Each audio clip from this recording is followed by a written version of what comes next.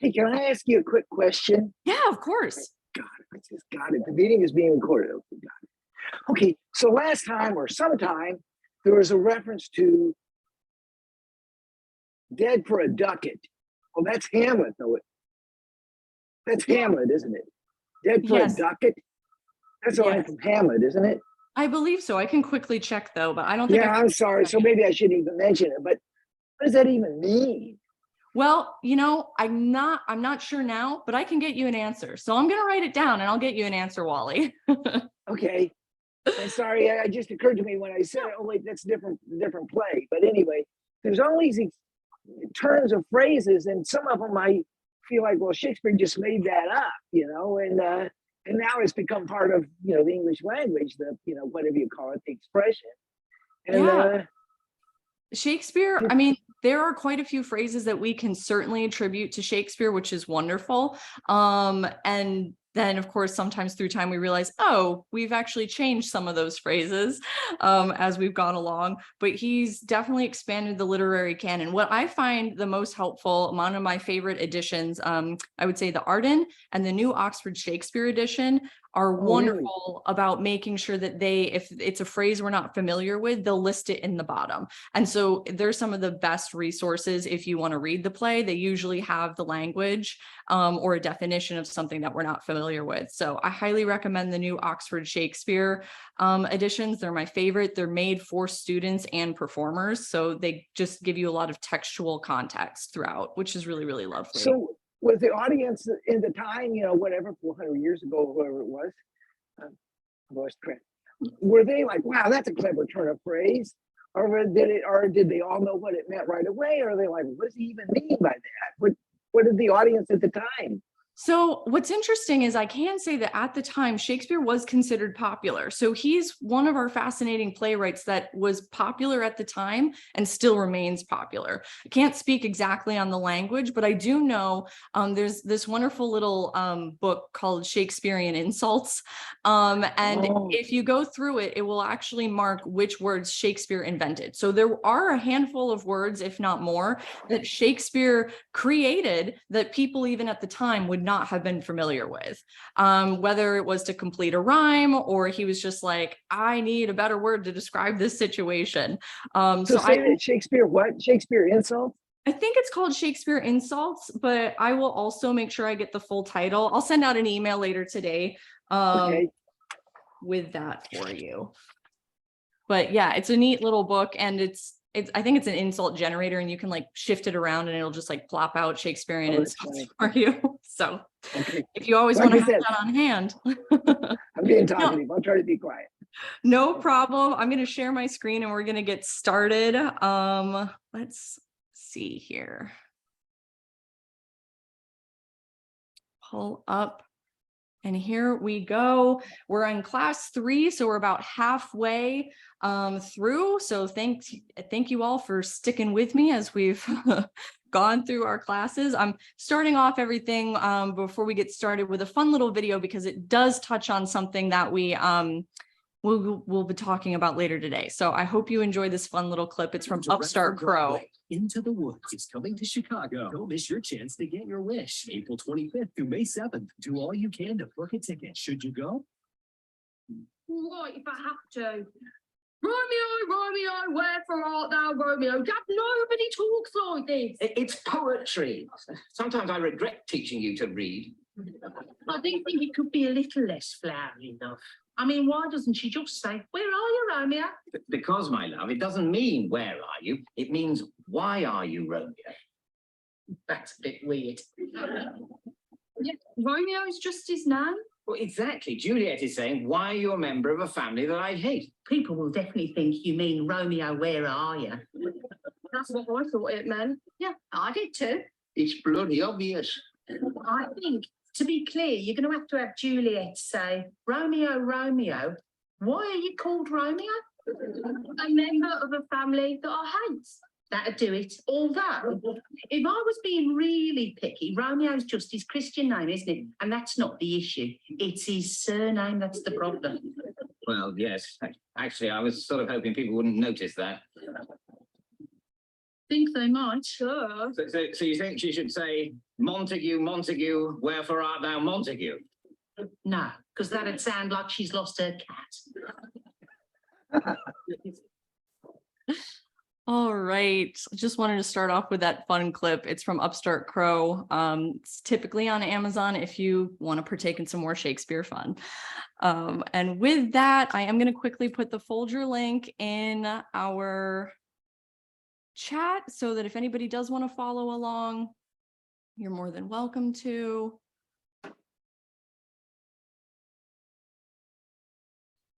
There you go. And we'll get started. All right. So last week we explored language and the themes of fate.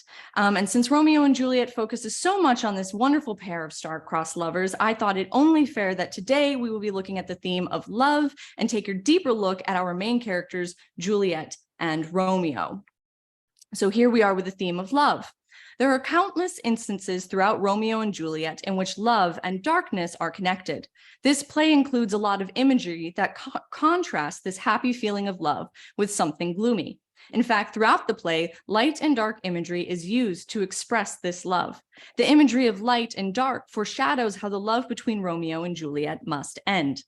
Light is thought to banish darkness and symbolizes purity and hope. The love between Romeo and Juliet is thought to do the same. The love Romeo and Juliet have for one another is presented as pure and ideal. This contrasts with the view of love held by other characters. Mercutio mocks love and thinks of it as purely a physical form. The nurse jokingly refers to love as a function of women. We have her stating in Act 1, Scene 4, nay bigger, women grow by men, referring to pregnancy and reproduction. Lord Capulet sees love as a way for social advancement. We will look at that a little later when we talk about Juliet. Friar Lawrence looks at love as a way to create civic harmony. He helps Romeo and Juliet get married in the hopes that it will end the grudge between the two families. To a certain extent, all these characters look at love as a duty for society or as a way to gain something for themselves. Romeo and Juliet love each other despite those ideas.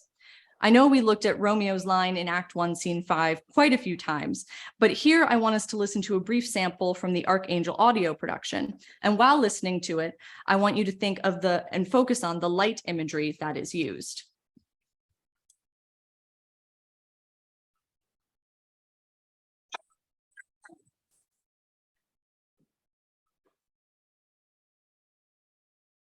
What lady's that which doth enrich the hand of yonder man? I know not, sir.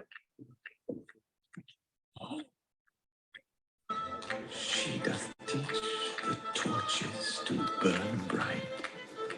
It seems she hangs upon the cheek of night as a rich jewel in an Ethiop's ear, beauty too rich for use, for earth too dear. So shows a snowy dove trooping with crows as yonder lady her fellow shows. The measure done, I'll watch her place of stand, and touching hers, make blessed my rude hand. Did my heart love till now? Forswear its sight, for I ne'er saw true beauty till this night. And I did get the chat. I updated our new, hopefully the Folger link will now work. But I hope that you heard the light imagery while I was doing all of that. Romeo's language is full of light. Juliet shines bright. Continuing with, for earth too dear, she is too precious for this world. The word earth also hinting at burial. Juliet is too good for this earth. Romeo has made her angelic. The idea of heavenly love is reinforced by the language. Love for them is a private world where they can escape and dedicate themselves to each other. Let us remember our discussion about language and specifically the sonnet Romeo and Juliet created together. They create a private world within the frame of that sonnet, focusing on each other and what the other is saying. This extends to the balcony scene, where it is now just the two of them. And again, at the beginning of this scene, Romeo uses light imagery to describe Juliet. But soft, what light through yonder window breaks? It is the east, and Juliet is the sun. The sun, putting Juliet once again beyond the earth. above in a heavenly manner. And in that same speech, Romeo utters, as daylight doth a lamp, her eyes in heaven, would through the airy region stream so bright. Juliet has taken over the function of giving light. The balcony, or the location that they are at, is transformed into a brilliantly lit universe, a universe of love. Without darkness, we cannot see light. And the darkness of night is what allows Juliet and Romeo to meet away from everyone else. Later, after they are married, when Juliet is waiting for Romeo's arrival, she begs for night to come. In Act 3, Scene 2. For night is when they can be together and consummate their marriage, which Juliet associates cleverly with death, but also foreshadows their ending. And again, their love for each other is taken beyond the earthly plane as Juliet puts Romeo in the stars. Come, Sibyl Knight, thou sober-suited matron all in black, and learn me how to lose a winning match played for a pair of stainless maidens. Come night, come Romeo, come now day and night, for thou wilt lie upon the winds of night whiter than new snow upon a raven's back. Come, gentle night, come loving, black-browed night, give me my Romeo! Stars, and he will make the face of heaven so fine that all the world will be in love with night and pay no worship to the garish sun. So tedious is this day, as is the night before some festival, to an impatient child that hath new robes and may not wear them.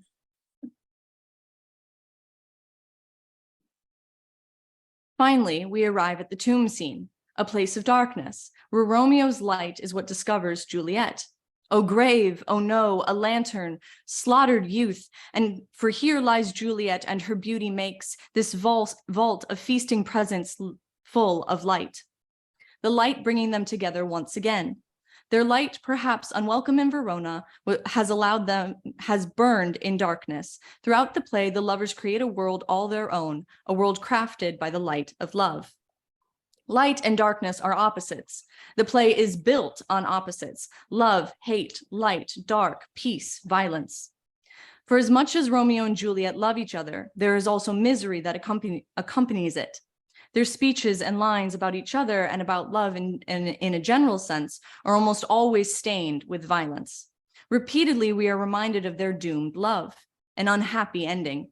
The violence in their lines highlights the internal struggle of their secret love as well as their passion. In Act 1, Scene 5, Juliet cries out when she learns about Romeo's identity. My only love sprung from my only hate, too early seen unknown and known too late. Prodigious birth of love it is to me that I must love a loathed enemy. Love and hate. Later, during the balcony scene, Juliet exclaims, O Romeo, Romeo, wherefore art thou Romeo? Deny thy father and refuse thy name. She is asking him to give up his name. Wherefore means why.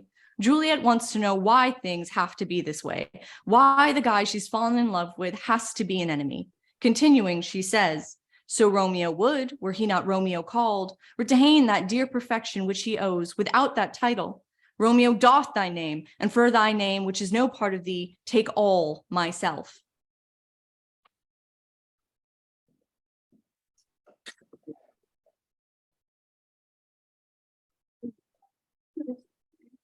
It is my love, which you make it work.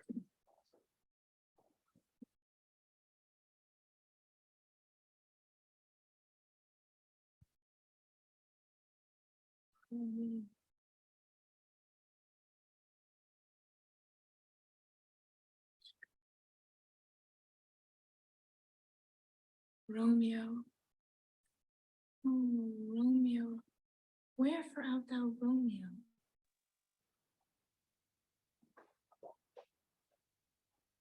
Deny thy father and refuse thy name. Or if thou wilt not, be but sworn my love, and I'll no longer be a Capulet.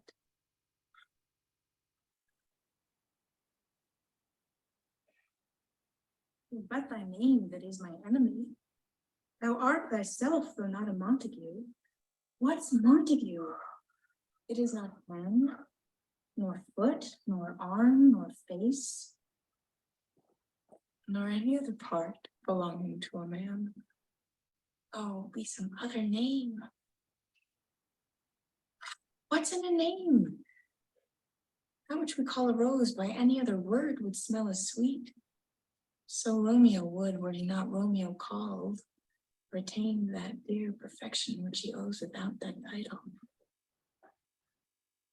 Romeo, doff thy name, and for thy name, which is no part of thee, take all myself. I take this as a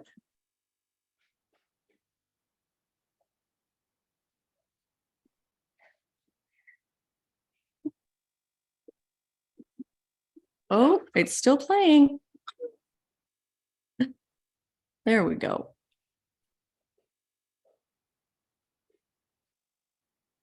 Romeo overhears Juliet declaring her love and declares, I take thee at thy word. Call me but love, and I'll be new baptized. Henceforth, I never will be Romeo. He later offers to write his name down on a piece of paper just so he can rip it up and obliterate it. A symbolic, passionate, violent act. Unfortunately, their names do matter, Montague and Capulet. It is because of these names that Tybalt fights with Romeo, that Tybalt dies, and Romeo becomes banished. As a result of these events, Romeo cries out, as if that name, shot from the deadly level of a gun, did murder her, as that name's cursed hand murdered her kinsman. Oh, tell me, father, tell me, in what vile part of this anatomy doth my name lodge? Tell me, that I may sack the hateful mansion. Romeo puts a violent spin on the idea of changing a name, especially one that has done so much damage. In the New Oxford, it is noted that this line, there's a stage direction that in an earlier quarto where Romeo tries to stab himself. Romeo is threatening to cut himself open, find his name, and dispose of it.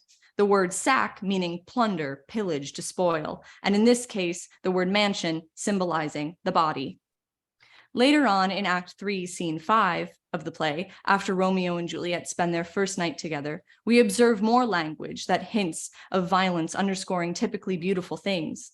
As morning arrives, Juliet describes the lark's song, something usually considered sweet, as a symbol of division and harm. It is the lark that sings so out of tune, straining harsh discords, unpleasing sharps. Some say the lark makes sweet division. This does not so, for she divideth us. Continuing, that voice doth us affray, hunting thee hence with hunts up to the day. O now be gone, more light and light it grows. With Romeo replying before he leaves, more light and light, more dark and dark our woes. Returning to our opposites of light and dark. Even physical expressions of love that occur throughout the play hold violent implications. When Romeo and Juliet first kiss, it is described in the terms of sin and a trespass. And near the end, both Romeo and Juliet, in a sense, use a kiss in moments of death. Romeo, after drinking the poison, chooses to kiss Juliet as his dying act. O lips, O you, the doors of breath, seal with a righteous kiss, a dateless bargain to engrossing death. And thus, with a kiss, I die. Soon after, when Juliet awakes, realizing Romeo is dead, she seeks to kill herself by absorbing poison from his lips. Drunk all and left no friendly drop to help me after? I will kiss thy lips. Haply some poison yet doth hang on them to make me die with a restorative. In Romeo and Juliet, love isn't simply sweet, but can be something surrounded by darkness that tends to turn towards destruction.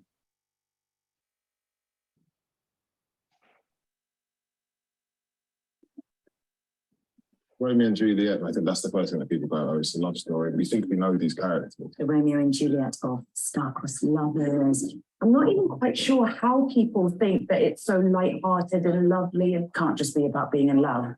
It's a play about human connection, and that's what we need right now. There is a whole world that in some ways is really familiar and in some ways is not familiar, which I think is worth finding out about. Things that are happening in our world, things we're having to deal with.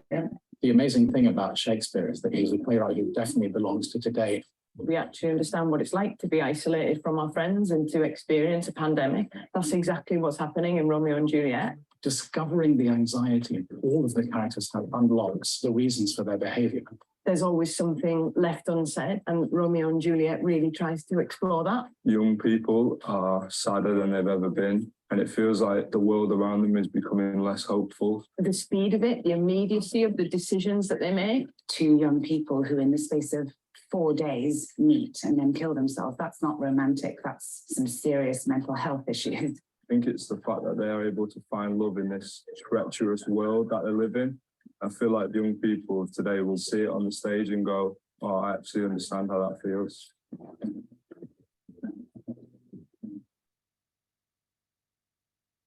And with that, I just have some middle questions to ask of what does the use of opposites in Romeo and Juliet tell us, as well as why do you think a play focused on young love is so violent? And we can just have a little discussion now before moving on to the next portion. So if anyone has some thoughts they'd love to share, jump on in.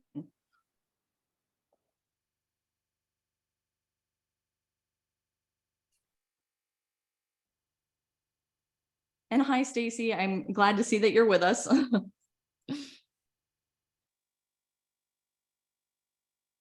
Any thoughts? It's okay if there's none, we can move on. Just at least some prompting questions to consider. Oh, yes, Stacy, jump on in. It's not terribly nuanced, but in terms of, people talking about, I think cross sections agreeing that, at least young love is kind of a common denominator theme. The opposites strike me a lot of times as the extremes, and I can't find it, or I looked last time I couldn't find it, but I think there were studies a few years ago about how young people, adolescents especially, experience emotions and literally neurologically in such a heightened fashion. And it seems like parents, their goals during, my friends are parents, I'm not, their goals during, the teenage years is basically to just kind of keep them away from some of those extremes, and the like the first boyfriend or first girlfriend sort of thing where they think they're going to die basically, and you're just, you're kind of cynical about it, but at the same time, I know they're very nervous about it. At the same time, there's a lot of, I think, nostalgia there because, while people, I think adults find there's some gratitude for not experiencing that sort of violent delight, but at the same time, it's something to be missed as well, Yeah, I think that also brings, this is definitely, if we continue with our opposites theme, also in a sense a generational play where we have our older characters that have fostered this feud, and now we have these younger characters that in a way are trying to break it. I think there's definitely something to be said about young people feeling things so wholeheartedly. And I think I mentioned last class, Courtney's with us as well. I think I mentioned last class that just because they're young and they're experiencing this doesn't make it any less true for them, because they haven't experienced anything else. So though we, as we grow older, go, oh, that's a little dramatic, it can still feel very real and very visceral. And I think the opposites, as you say, show those extremes and show those visceral reactions. Any other thoughts with some of these questions, or else I'm happy to move on as we look at Juliet. And Courtney, I'm so happy that you're with us. So I'm gonna just make sure I mark you down here, and we'll move on to Juliet.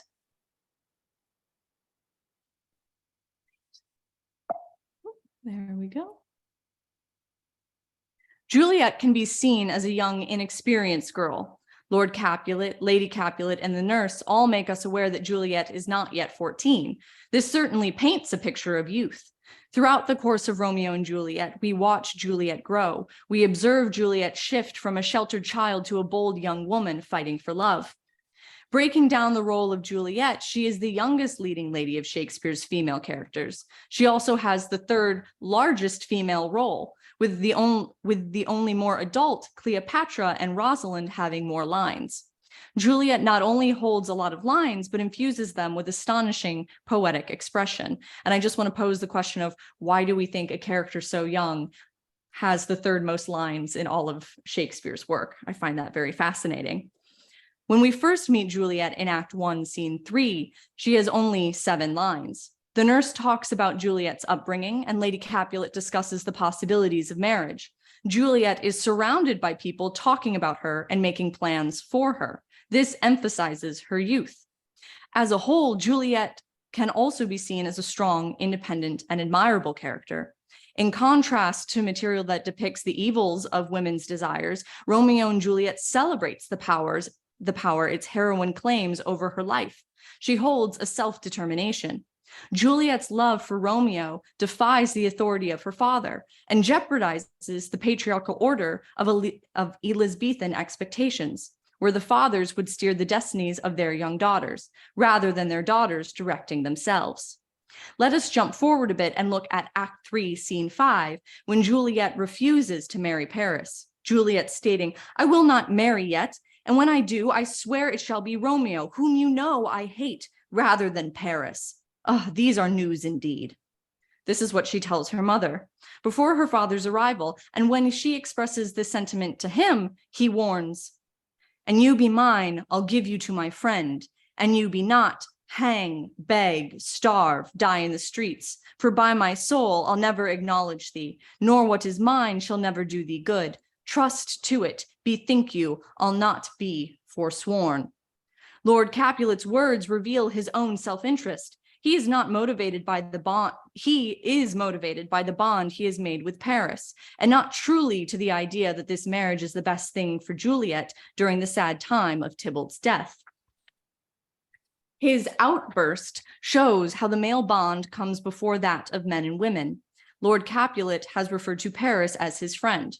I'll mention briefly that if you took my 12th night class, you may remember how we discussed that it was thought that male-male friendships held a higher status than those romantic ones. Paris, or familial ones, Paris is a friend that Lord Capulet will give to Juliet if she is his daughter, and if not, "And you be mine, I'll give you to my friend, and you be not, hang, beg, starve, die in the streets." Their relationship is conditional. However, Juliet's rebellion begins prior to this moment. It begins ever so slightly in her conversation with Romeo at her father's feast. In this scene, we are shown a new side to Juliet. Romeo approaches Juliet, admiring her, and we see her, as discussed earlier, respond in a sonnet form. She matches his wit and poetics. Juliet shows she is a natural poet, able to play the linguistic game of which Romeo has been the single player. She is not clueless and picks up what Romeo was putting down. At the time, it would have been considered a transgression for an unmarried woman to speak to a man without supervision, let alone kiss him. It is a scene where her boldness and strength begin to emerge. Additionally, as the play goes on, Juliet's eloquence grows. We meet her at the beginning of the balcony scene speaking to herself. "Romeo, Romeo, wherefore art thou Romeo?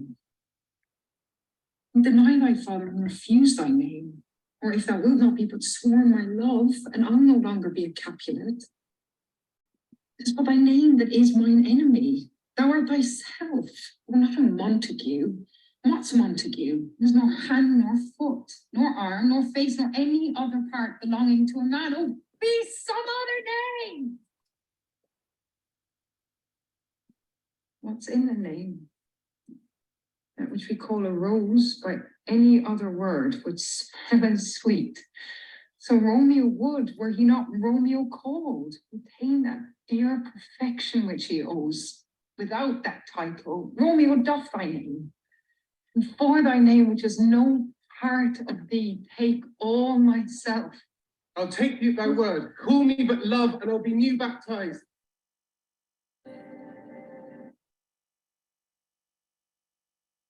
Juliet declares her love without traditional maiden modesty. Michael Donker describes how Juliet's speech offers the audience access to the thinking of a young girl on the cusp of independent womanhood. In her wrestling with the thorny issues of Romeo's identity, she repeatedly asks question, "What's a Montague? What's in a name?" These disgruntled interrogatives about the inefficiencies of language and labels are also assaults on the social rigidity and received wisdom. These are not the words of a submissive child content to follow rules as she has been instructed. They are challenges posed by an individual developing a singular personal way of looking at the world. They are the utterances of someone dissatisfied with the way things are. Thank you, Michael Donker. Later, she challenges Romeo's cliches with real understanding. She controls his smooth talking, instructing his words. Romeo, lady, by yonder blessed moon, I vow that tips with silver all their fruit tree tops. Oh, swear not by the moon, the inconstant moon that monthly changes in her circled orb, lest that thy love prove likewise variable. What shall I swear by? Do not swear at all. Or if thou wilt, swear by thy gracious self, which in the God of my idolatry and all believe thee. Romeo, if my heart's dear love, well, do not swear. Unlike Romeo, here we see Juliet cast off romanticized idealism. She assumes an active and concrete self-determination. Relentlessly, Juliet pursues her desire and gets to the business at hand. 3 words, dear Romeo, and good night indeed. If that thy bent of love be honorable, thy purpose, marriage, send me word tomorrow. Juliet is the one that brings up marriage, a way to seal their commitment, proposing that if his feelings are sincere, the next logical step is marriage. Yet Juliet is not just a rebellious teenager. In the play's later acts, where the action turns to tragedy, Juliet grows even more expressive. In Act 3, Scene 2, as she prepares for her wedding night, Juliet's gallop-a-pace speech is very imaginative, full of powerful sensual imagery. Juliet's speech celebrates a right to desire. Her desire is what carries her through the rest of the play when she becomes locked in an impossible situation.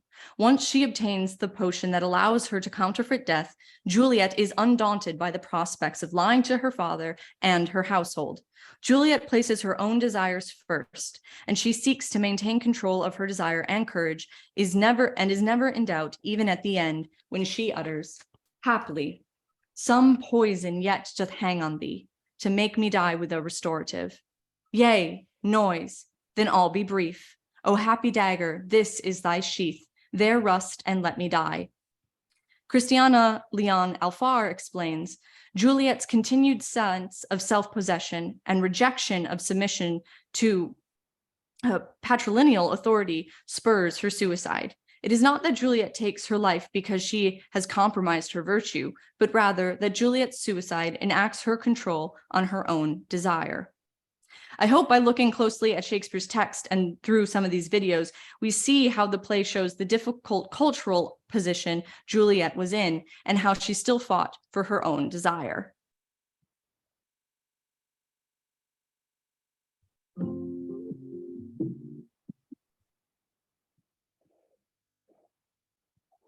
Romeo and Juliet never goes away or comes back. It seems always to be entirely present because it is so fundamental. The only time that Romeo and Juliet will stop feeling present is when people stop meeting each other for the first time and saying, oh, this changes everything. People aren't going to stop doing that, I think, because that's fundamentally built into our makeup, that Eros will suddenly shoot his arrow and life can't be the same again. So for me, it's a play that I've always loved and I think always will.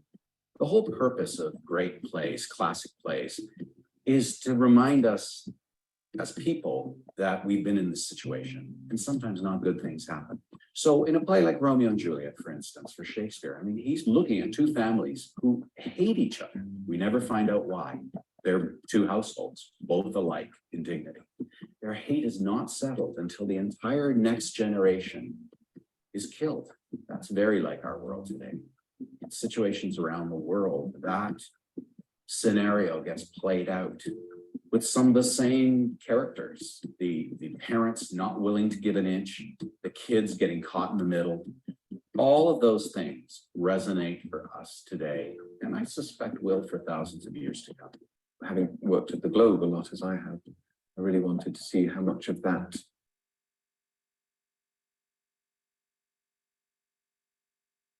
Now on to Romeo. When we first meet Romeo, he is often associated with the Petrarchan lover. In simple terms, a Petrarchan lover is a man whose feelings of love aren't reciprocated by the lady he admires, and as a result, he uses the poetic language of sonnets to express his emotions about the situation. In his melancholy, Romeo desires solitude. Lady Montague, oh, where is Romeo? Saw you him today? Right glad I am he was not at this fray. Benvolio, Madam, an hour before the worshipped sun peered forth the golden window of the east, a troubled mind drove me to walk abroad, where underneath the grove of sycamore, that westward rooteth from this city side, so early walking did I see your son. Towards him I made, but he was ware of me, and stole into the covert of the wood. In the New Oxford Shakespeare, it is noted that sycamores are associated with melancholy lovers. Further explained by Norman Sanders in the New Cambridge Shakespeare, that sycamores were not traditionally associated with the forsaken love, except for perhaps in the punning of sic amor. The Petrarchan idea of solitude explains Romeo's absence from the opening clash and his lack of interest in activities with his group of friends, who he does accompany reluctantly to the Capulet feast. I'll go along, no such sight to be shown, but to rejoice in splendor of mine own. Certainly, his early speeches regarding love characterize him as a young and inexperienced lover, similar to how Juliet is seen at the beginning as well. Romeo appears to be in love with the concept of being in love, more than being in love with Rosalind herself. It is in Act 1, Scene 1, Romeo describes his rejected love. Ooh. Tell me not, for I have heard only what phrase is here. Yet tell me not, for I have heard it all. Here's much to do with hope, but more with love. Why then, oh, brawling love, oh, loving hate, feather of lead, bright smoke, whole fire, sick health, this love, be I, that will no love in this. Or just thou not that, no, cause I've rather weak. Good heart of what? At thy good heart's oppression. Why, such is love's transgression. Love is a smoke made with the fume of sighs, being purged, a fire sparkling in lovers' eyes, being vexed, a sea nourished with loving tears. I will go along, and if you leave me so, you do me wrong. Perhaps I have lost myself. I am not here. This is not Romeo. He is some other where. Tell me, in sadness, who is it that you love? What shall I groan and tell them? Roam? Romeo's intensity, along with his reluctance to accept Benvolio's later advice to forget Rosaline and find a new woman to replace her, can show an immaturity, creating a rather comedic moment when Romeo later falls in love with Juliet at first sight, appearing to forget about his apparent devotion to Rosaline. Again, the Petrarchan lover seems to focus on emphasizing the intensity of his own passion and is less concerned with the praising of the unseen mistress. He is exhibiting his own poetic skill. This love is founded on frustration and requires rejection. Marjorie Garber explains Romeo's love for Rosaline extravagantly performed in the earlier moments of the play is really a king of parody of Petrarchanism, a deliberate on-stage caricature of the sonnet-writing, lovesick, moonstruck lover who places his lady on a pedestal and is really in love either with the idea of love or even more acutely with the idea of himself as a lover. However, it is the Petrarchan notion that sets Romeo apart from the other men in the production. Though he is often seen as the Petrarchan lover though we often look at the Petrarchan lover as a foolish trope, for Romeo, it emphasizes one of his consistent characteristics, that love is a way to broaden his experience of self, and in a way shows an admiration for women. At the beginning of the play, I do believe Romeo subscribes to the Petrarchan lover trope. However, he does not continue to present this way throughout the course of the show. In the beginning, we see how Romeo's love focused on him and his yearnings. As the play goes on, his love expands to include Juliet's desires. Mercutio even mocks the original Petrarchan idea. Without his roe, like a dried herring, O flesh, flesh, how art thou fishified? Now is he for the numbers that Petrarch flowered in. Laura to his lady was a kitchen wench. Mary, she had a better love to berhyme her. Dido a dowdy, Cleopatra a gypsy, Helen and Hero hindlings and harlots, Thisbe a gray eye or so, but not to the purpose. The phrase not to the purpose meaning not worth mentioning. These ladies aren't worth talking about. Shakespeare distances the idea of Romeo being a Petrarchan lover or being stuck as the Petrarchan lover with Mercutio's mockery. And we see Romeo's shift at the feast continue into the balcony scene. In this scene, Romeo denounces Rosaline, his previous mistress who rejected him, in favor for Juliet, a woman who compliments him in poetic form. In this scene, Romeo says, "Arise, fair sun, and kill the envious moon, who is already sick and pale with grief. That thou art her maid, art far more fair than she." We've talked about Juliet's association with light. Let us take a look at Rosalind's association with darkness. Earlier, Benvolio states, "At this same ancient feast of Capulets sups the fair Rosaline whom thou so loves. With all the admired beauties of Verona, go thither and with untainted eye compare her face with some that I shall show, and I will make thee think thy swan a crow." Here, Benvolio describes her as a black bird compared to a white one. Later at the feast, Romeo describes Juliet as beauty too rich to use for earth too dear. So shows a snowy dove trooping with crows, as yonder lady or her fellows show. Better than a crow. Even earlier, Romeo hints at Rosaline's association with night and darkness when he describes his rejection. Well, in that hit you miss, she'll not be hit with Cupid's arrow, she hath Diane's wit. Diane, this is a reference to Diana, the twin sister of Apollo and the goddess of the moon. In the balcony scene, Romeo makes comparison between the two. "Arise, fair sun, and kill the envious moon." Juliet is the winner, casting away the darkness with light. We swap out the unseen love with a visible one. Romeo denounces his old love, and in doing so, separates himself from the Petrarchan trope. Romeo doted on Rosaline. He did not love her. "Thou chidest me oft for loving Rosaline." "For doting, not for loving, pupil mine," says Friar Lawrence in Act 2, Scene 3. Marjorie Garber further explains that the difference between doting and loving is the principal reason why we are first shown Romeo's infatuation with someone other than Juliet.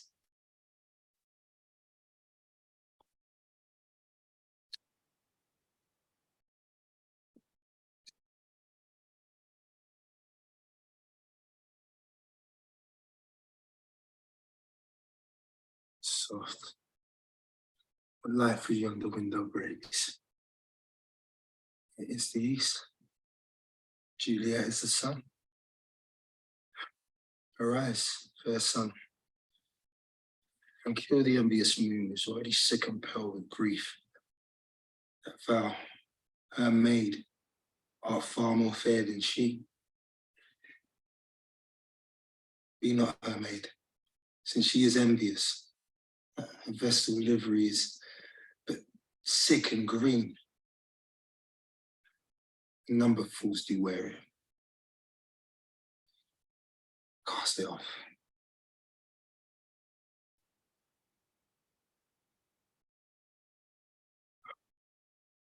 It is my lady. Oh, it is my love. Oh, that she knew she were. She speaks, yet she says nothing of that.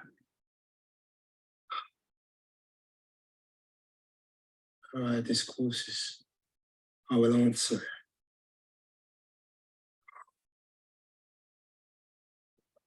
Too bold. Not to me she speaks. To the fairest stars in all the heaven, having some business, entreat her eyes to twinkle in their sphere till they return. If her eyes were there, they in her head.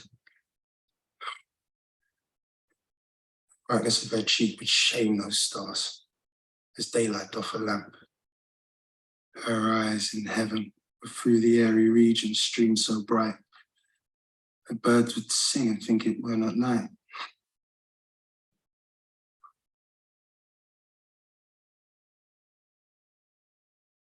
See how she leans her cheek upon her hand. Oh, Oh, that I were a glove upon that hand. I might touch that cheek.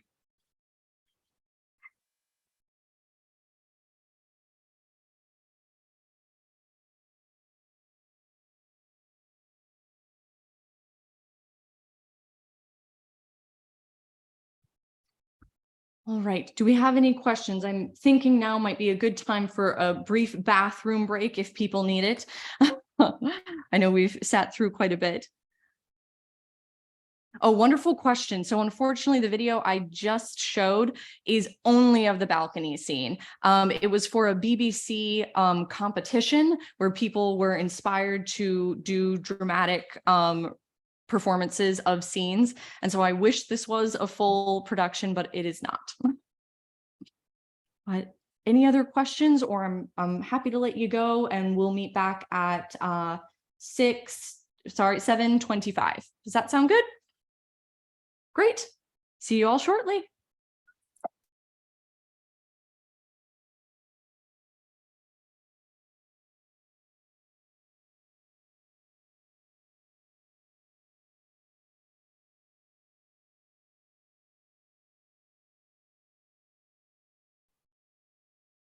There we are. We're back in progress.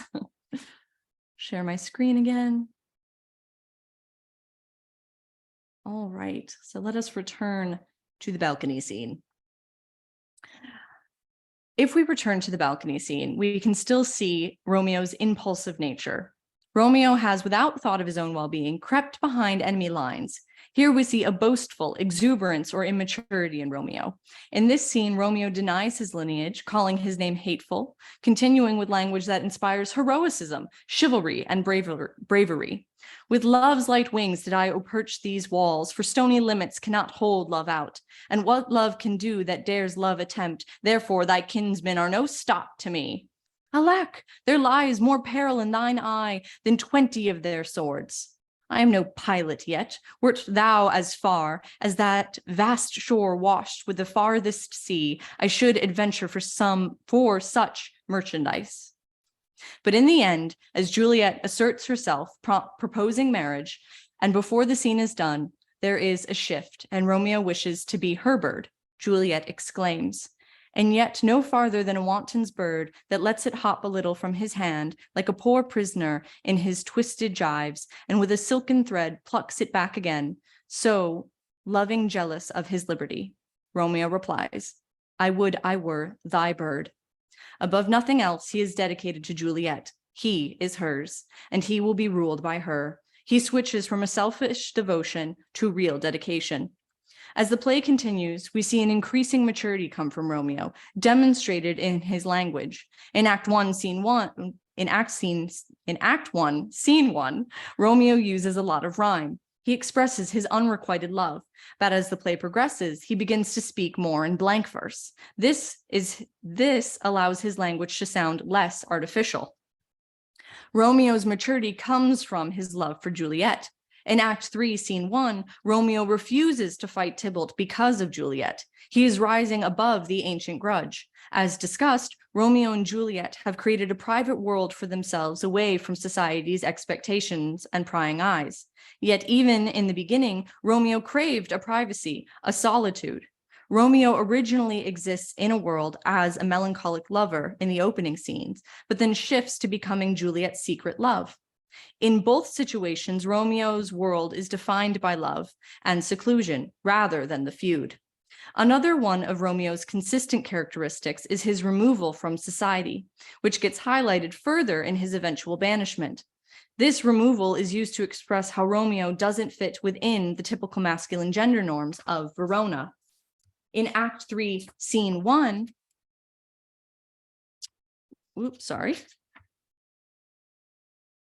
Act 3, Scene 1 is what brings about the conflict between Romeo's private love with this public feud.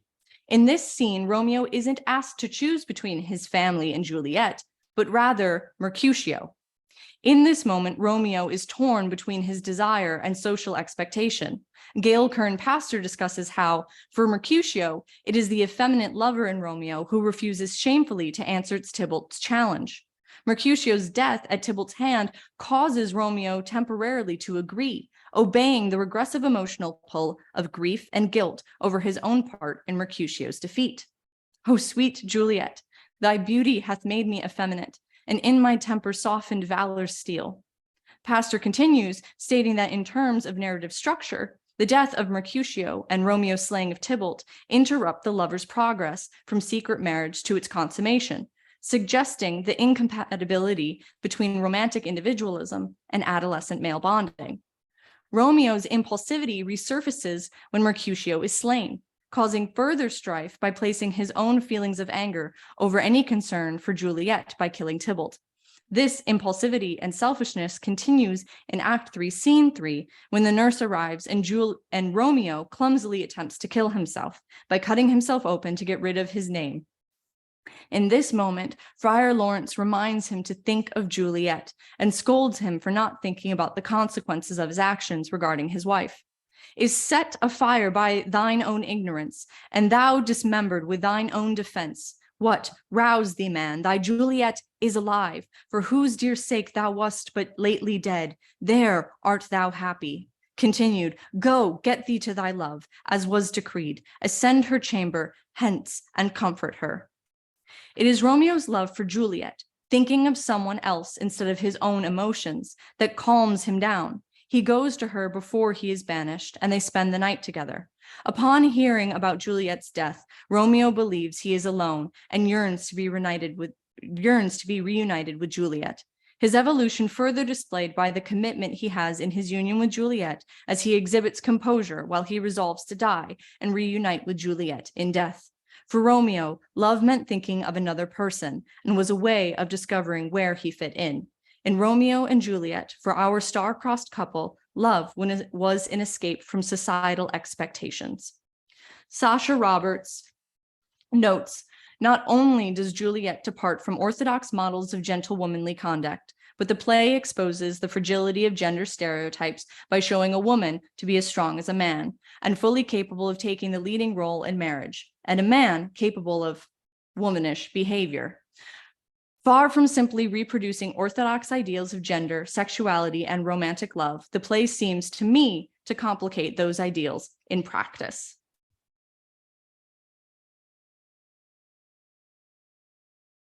When you stay at a Verbo, the host doesn't stay with you. Because without privacy in your vacation home, it isn't really a vacation, is it?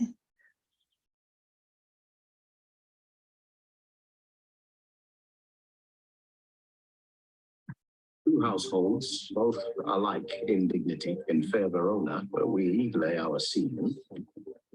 Romeo and Juliet was due to be performed in the Olivier Theatre 2020. And then the pandemic hit. The production, of course, like every other production in the world, was cancelled. So we thought, what about trying to make a film of the play? You have a kind of intimate experience, the way that you would never get in a theatre. We are all sharing ideas all the time and figuring out what's the world that we're coming from. In the script, there were very clear levels to represent the kind of levels of reality. So in the beginning of our production, we have a group of actors seemingly rehearsing a play. And then, as the story gains momentum and the imagination of the actors takes over, we move from a very rough theatre context into a much more refined cinematic landscape.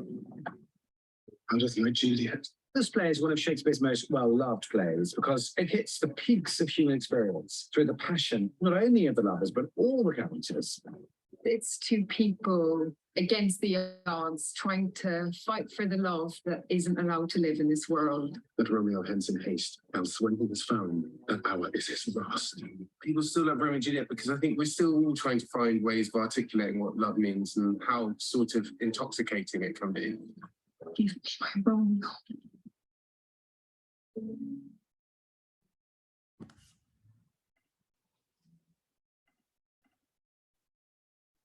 I think it's bringing something alive for younger people and perhaps shaking things up.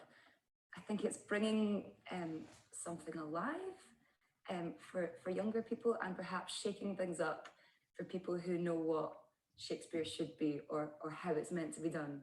This production of Romeo and Juliet feels very current. very modern and very important. The cast are really diverse. There's different accents, there's different ages, there's different races, different genders. If theatre is about having an opportunity to feel empathy and to see yourself on stage, then I feel like this production does that in a way that's really exciting. I think it does feel up to date. I think it is. I think if you look at London and some places, we have a problem with knife crime at the moment. And so I think that this play speaks about that. And it sometimes it highlights really, have we really moved that far? Yeah, I do feel proud and honoured to sort of bring this story. It's very strong for young people, as it is a bunch of young folk being failed by older people in power, which is maybe slightly relevant in today's society, as things maybe crumble a bit. But it's a story of love dominating, and that there is always hope, even when things seem really desperate, and that young people should hold on to their spirit and not let it get squashed.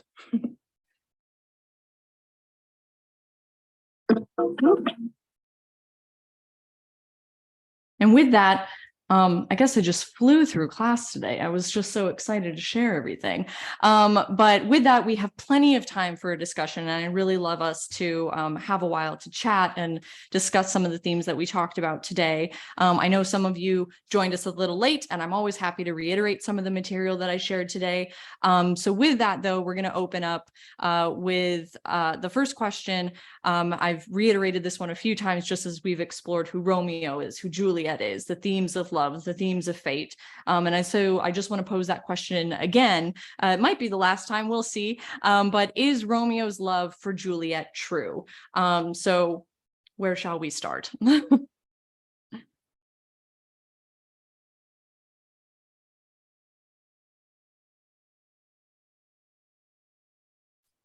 Oh, I'll wait. We have so much time today. And no one's ever wrong. It's a friendly discussion. Feel free to share whatever you think. Hey, I'm going to just ask another question. So I guess I sort of changed my mind. I guess his love, the love was true. Was that an unusual thing? Because you always hear about, these, nobility that they married for love had nothing to do with it. So was the idea that these two people, would be marrying for love? Was that like, it's no reason to get married?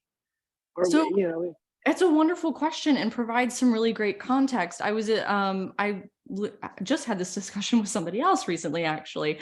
And so contextually for this play around this time, for nobility, it was weird that you would fall in love and marry someone that you loved, especially because we see here with Lord Capulet, it is a union. He wants Juliet to marry Paris because Paris is the prince's kinsman. So that puts his family in a really good position for alliances, and furthers, his social position. So specifically for nobility, it was very weird, this idea for marrying a love. At the same time, we were starting to see that shift in the middle class. There were more ideas that you could marry for love. And I will try and find some information about it. I'm going to haphazardly just describe what it is. But there were secret marriages happening where they would go get married and they'd be like, well, we got married, so now we have to honor it.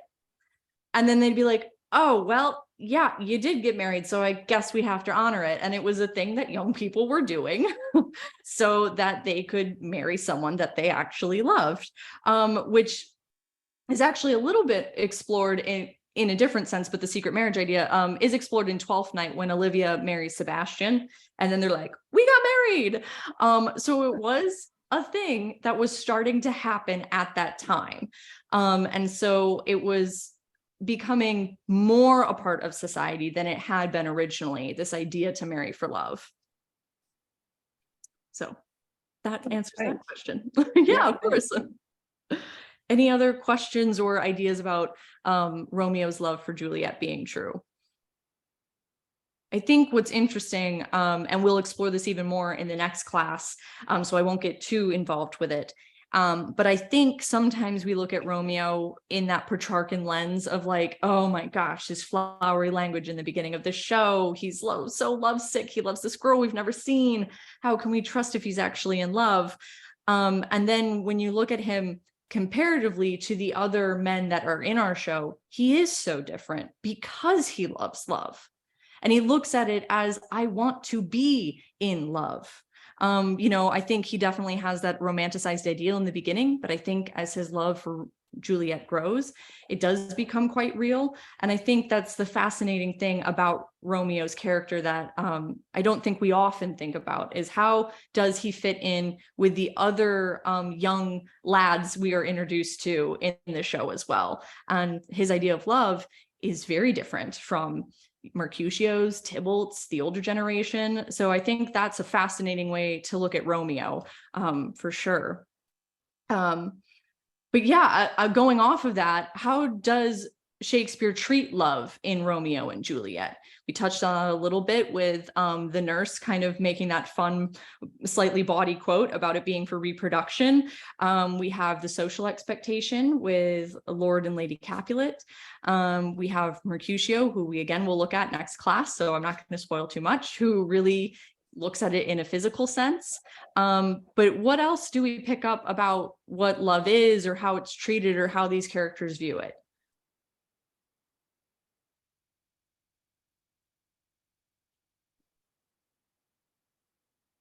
Well, I guess Romeo and Juliet view it as something eternal and sacred almost, which is contrast with the other characters, and something they would die for.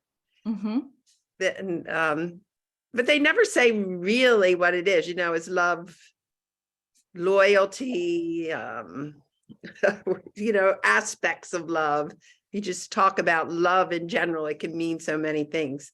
And you might have Romeo's love for his friends, Juliet's love for her nurse are all there.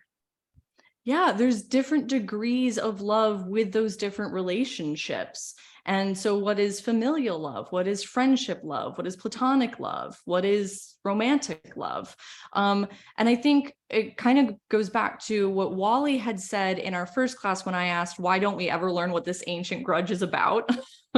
I think perhaps we don't ever feel like we hear a solidified answer from our lovers because we get to infer what that love is. Oh, if I was in a relationship, what would it be? How would I feel if I got to be Juliet and someone climbed the wall to see me? How would I feel? I think it's one of those other instances where we might not hear, from the main character exactly what it is, because we then get to project our own idea of what love is onto the situation. But I love how you brought up all those different aspects, because especially with Juliet and her nurse, because we see how her parents treat her, and she has a really close relationship with her nurse, and her nurse is so devout because she goes to Romeo, she helps make things work. And so I think there's so many different ways to view the relationships and what love is in this play. Any other thoughts on how love is treated, or the ideas of love, or what love can be? I think it's interesting that they fall in love before they really actually know each other. So it's like, well, why does he love her? Is it just because of how she looked? Like, he didn't even like seem to know her at all before that party. So what is it that he loves in her? Is like, do they just love? And so they love that the other one loves them. And so like they're in love with the feeling of being in love because they don't really know each other. Like they barely spend any time together even. Exactly. And I think that's a curious point to bring up as well, is what they've heard about each other has only come from their own families. So by all respects, they really should not like each other at all. And I think that's the interesting thing too, where we hear about Rosalind. So there could be that assumption that Romeo falls in love with Juliet because she is nothing like Rosalind. We've only kind of heard about Rosalind, and apparently Juliet's the opposite of that. So we can kind of make that assumption. Oh, you said something else that I wanted to, that was a wonderful point. Now I'm trying to get back to it. That they don't really know each other, because maybe like they fall in love with being in love.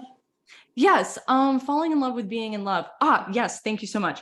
One of the clips that I showed was in the Globe, and that's their most recent 2021 production. And throughout the play, they have a screen at the top of the stage that shares statistics about young people, young adults, young love, what it can be. Specifically, I believe statistics dealing with youth in the UK, but youth nonetheless. And one of the statistics or comments that they shared was that when young people feel no support from adults or their parents, love can feel like life and death because they don't feel it at home. So what's interesting is we get a glimpse of Juliet's home situation throughout the play. We don't really get a sense of what Romeo's home situation is like. We only see him with his friends. But at the same time, he never shares this relationship that he has with Juliet with his friends. So there must be something there that makes him feel like he can't share that. And then we have Juliet, who certainly isn't going to share it with her parents. And so it's that idea of, have they ever felt like they've been loved? And this is a person that's making them feel that way. So maybe that is why they jump into this relationship. So thank you for bringing that up. I think, and that's again, another really wonderful production. You can rent it through the Globe Player if you want to watch it. It's a little bit on the absurdist theater side, but it's very good. All right. Any other thoughts before I move on to our last question? All right. So with that, what parallel do we see in the societal treatment of these young lovers and perhaps how young people are treated today? And I know I just briefly touched on that, but I didn't know if there were any situational parallels that we feel like we see with Romeo and Juliet and how young people are in our society today. Oh, yes. Elise, it's telling me your hand is raised. Go.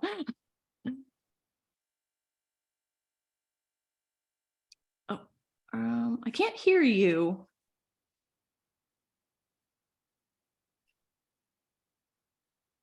Are you muted?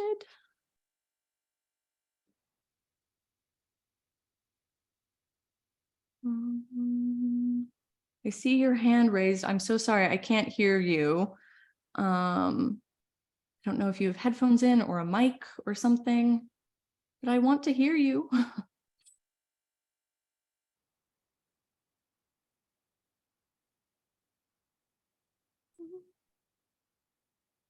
Well, if it ends up working, just please interject. But does anybody else have any thoughts about young people and parallels? Oh, it says I can ask you to unmute.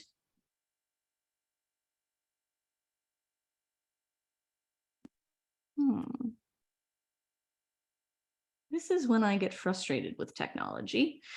I'm going to believe that everything you said is really, really great. Oh, it's okay that your mic's not working. If it does, please interject. Or if this is a really wonderful thought, you're more than welcome to share it with us next class. But thank you for raising your hand. If anybody else has any thoughts, please.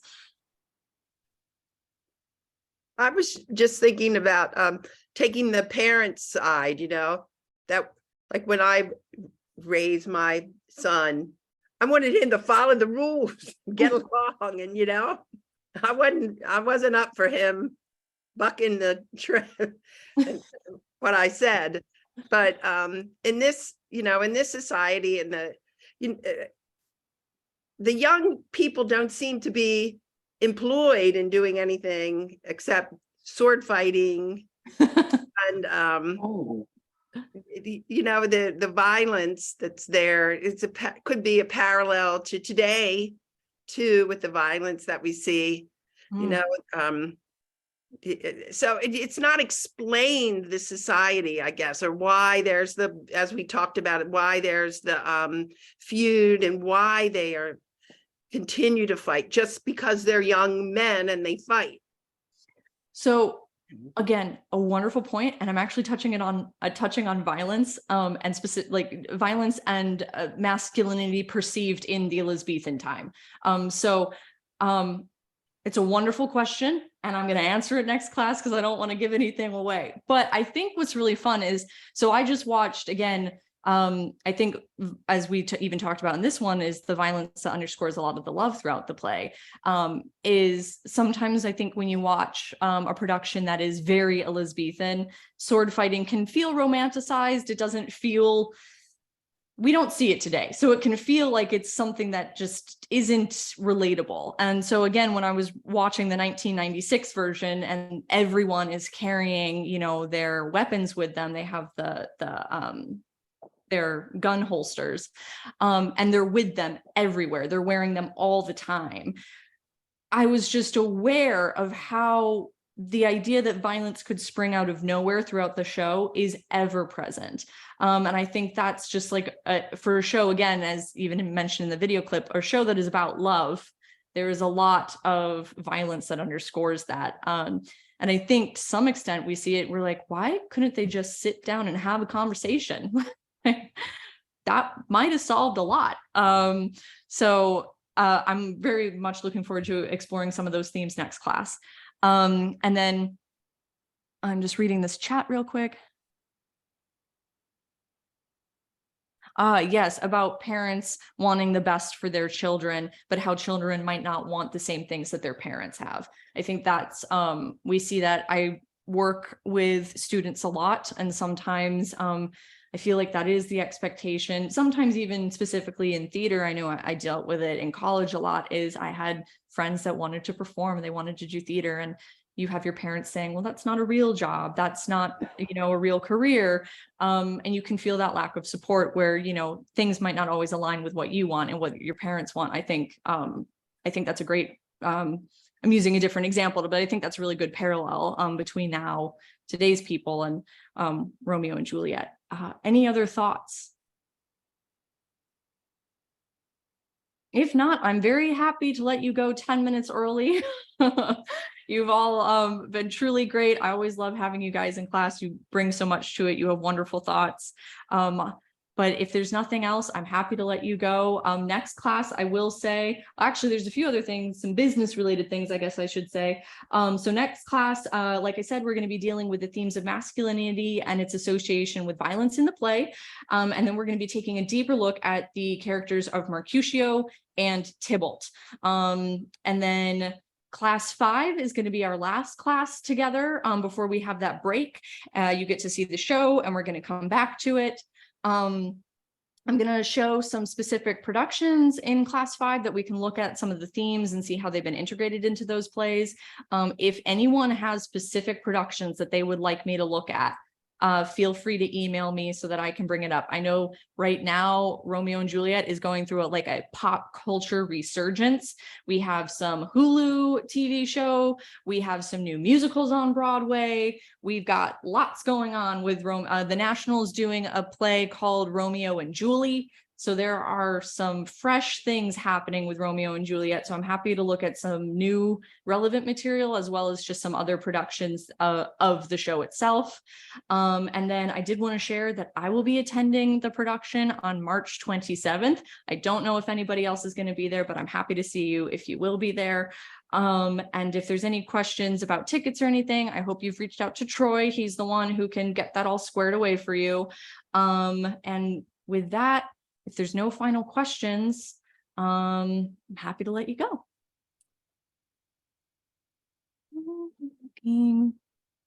Yep. You're all free to go if there's nothing else. It was lovely seeing you. Have a good night. Thank you. Good night. Yes. Thank you. Good night.